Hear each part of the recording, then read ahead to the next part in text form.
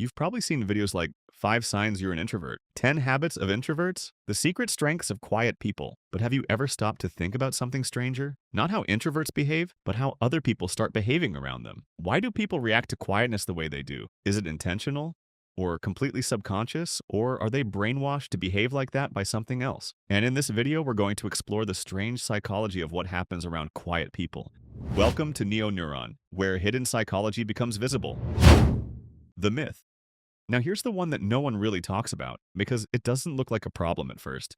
It actually looks like a compliment. Somewhere in the last decade, the internet decided that quiet people were special. Not just different, special. YouTube videos painted introverts as hidden intellectuals, deep feelers, patient observers, the calm, wise presence that secretly understands the room better than anyone else. Fiction leaned into it too. Think of every quiet, reserved character who turned out to be the most intelligent person in the story. Sherlock Holmes, L from Death Note, Bruce Wayne. After absorbing these images for years, something subtle happened in people's minds. Quietness stopped being a personality trait. It became a signal for depth, for intelligence, for hidden complexity. And people started responding to real-life quiet people through that lens. Your silence got reinterpreted as wisdom. Your calm got mistaken for emotional mastery. Your reserved nature got treated as proof that something profound must be happening underneath. Now, you might be thinking, that sounds kinda nice, actually. And at first it is. But then the expectation quietly settles in. People start waiting for you to say something meaningful. Every opinion you offer gets held to a higher standard. Casual conversation starts feeling like a performance you're not sure you signed up for. Because once someone has decided you're the deep, quiet one,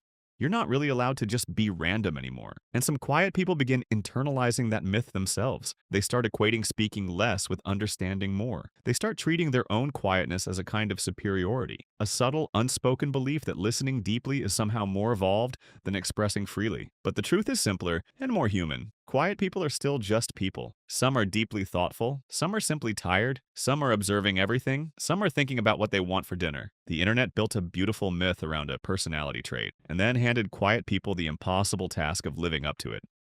Infantilized.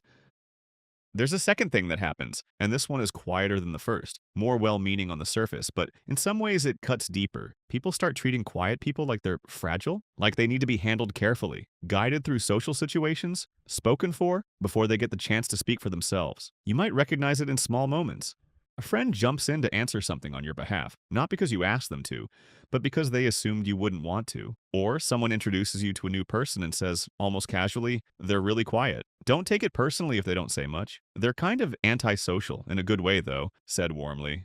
Said like it's helpful. But what those words actually do is plant an impression before you've had a single chance to create one yourself. The person who is about to meet you with open curiosity now approaches you with a kind of careful distance. They speak a little more slowly.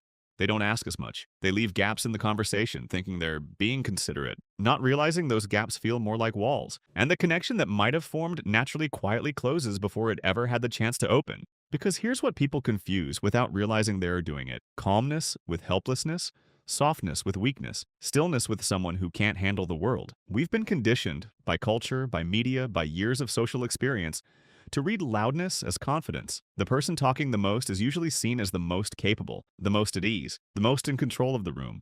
So when someone chooses not to fill the silence, people instinctively interpret that as an inability to fill it, not a choice, a limitation. And that assumption, however gentle it comes dressed, slowly teaches quiet people something painful, that even people who love you can accidentally make you feel smaller while thinking they're keeping you safe. Decoded.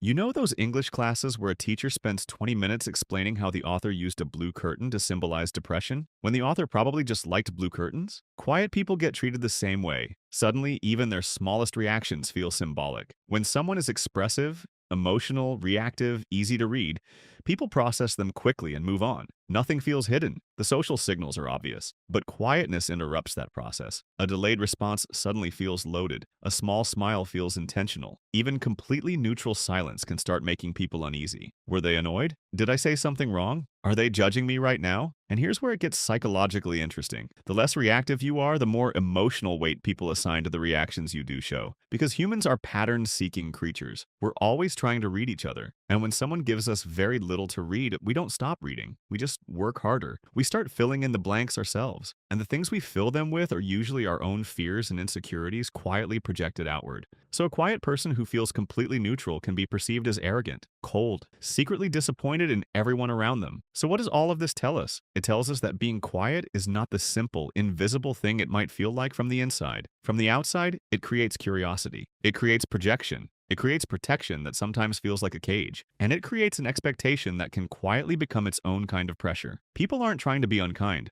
Most of the time, they're just doing what humans do. But maybe the most important thing to understand is this. The way people respond to your quietness says far more about their own relationship with silence than it does about anything in you. You were never a mystery to be solved, never a fragile thing to be protected, never a myth to be lived up to. You were just a person, quietly and completely enough.